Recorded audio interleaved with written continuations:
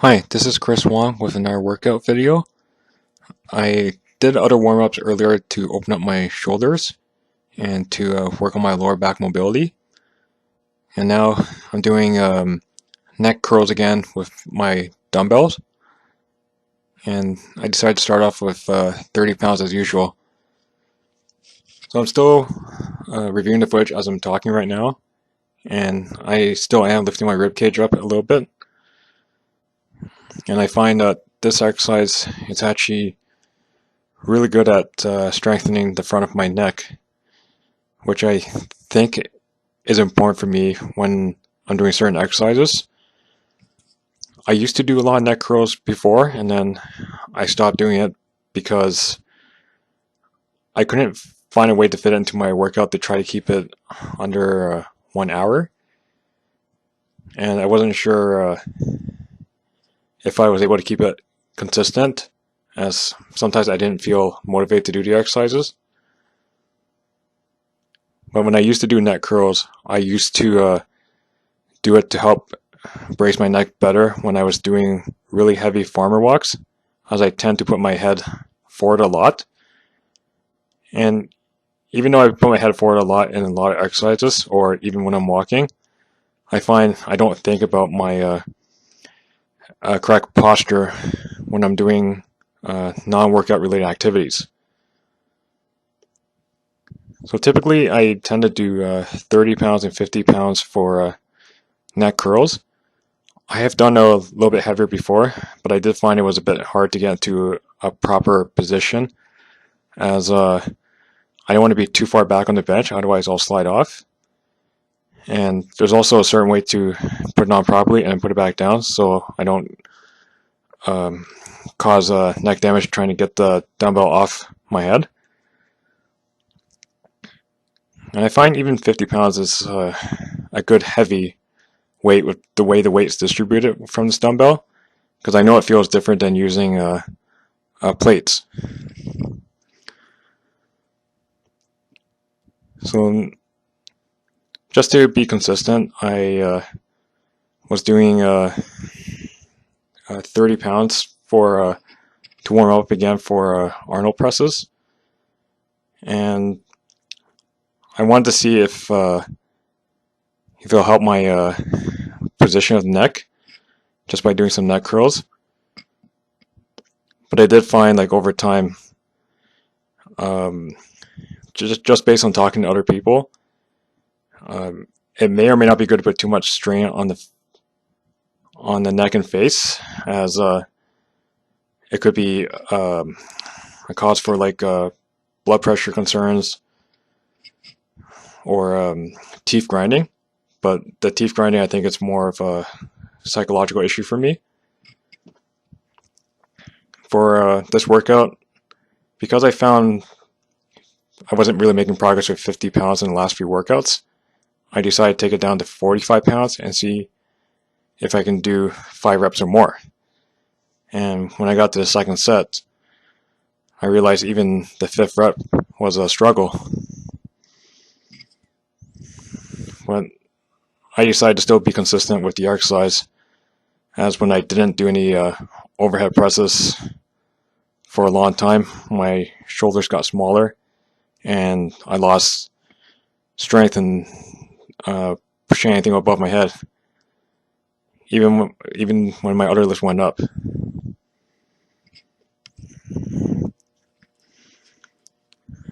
So I decided to do band head thrusts as usual, as I want to prepare my knees for the next exercise. And when I was working out the entire session, it wasn't even perfect. I actually stopped my workout halfway, as I had a company over, so I stopped for some time just to socialize a bit. And then I decided to continue on my workout after.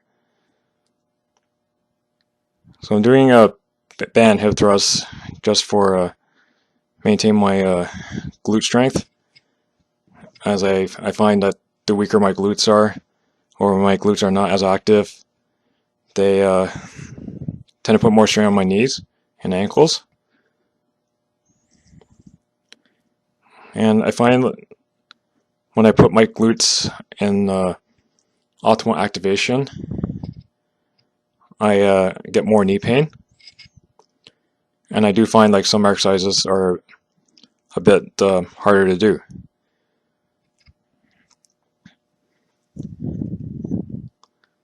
So as usual, I've been doing at least like 10 reps just to see how it goes.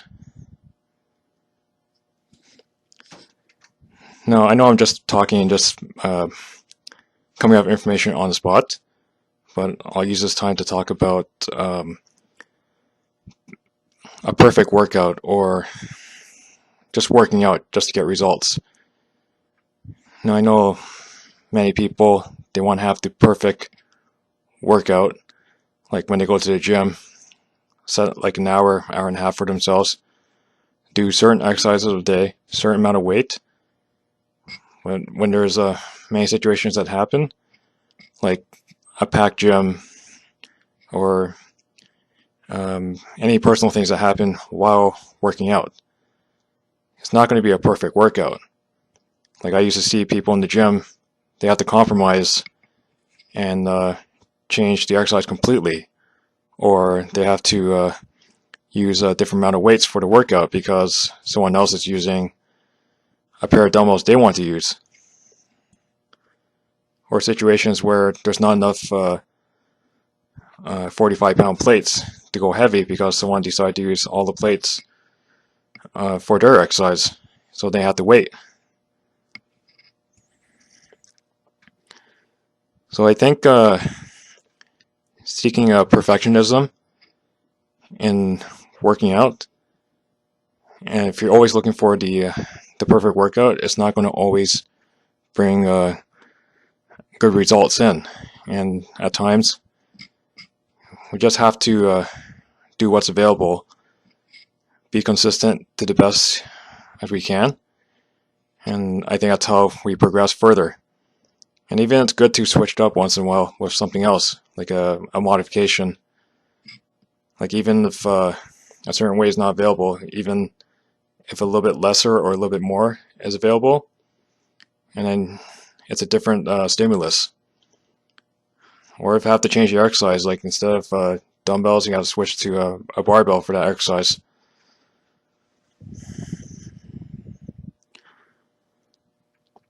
So I want to be quick as usual and decided to do dips again because I didn't want to move the equipment to get the bench press ready. And I find dips is a great workout. The instability for the arms, I find it's great for the pushing exercise, great for the chest, great for triceps and shoulders. But I did find like when I was doing this exercise, I was still tired from the previous exercises, and I didn't really make any progress from the last session that I did this workout. So I ended up doing 7 reps again, but I couldn't remember if I got to 7 reps with a huge struggle compared to the last session. But I just finished it and just kept it consistent. So I finished my last exercise with just doing front squats, and just warmed up as usual just to get the movement pattern ready. The old me would have just probably started at 155 as I was already warmed up already from doing all the other exercises, and I would think it would be a waste of energy just to do extra warm-up sets. But I also think it's important to get the movement pattern correct, to get myself mentally prepared. Because even doing that warm-up set, because I was still tired from the previous exercises, it just kind of gave me a little bit of recovery. and it gave me a chance to see if it's worth continuing on due to the exercise. So I ended up doing 5 reps for 155 pounds. I usually would practice with 3 reps on a day I want to take it a bit lighter. So now I decided to do 205 pounds, which last session I did 195. But after reviewing the footage, I find that my upper back and my elbows, it wasn't strong enough to maintain the elbows high enough. So you can see that the weight was, or my elbows were dropping down a little bit, and it put more strain on my wrists. But it went against one of my training methods I was trying to do now, try to aim for a minimum 3 reps, but I end up only doing 2 reps. So I'm not thinking about going more than 205 yet until I can get at least 3 reps. So I took the weight back down to 195 pounds, but I end up being really tired.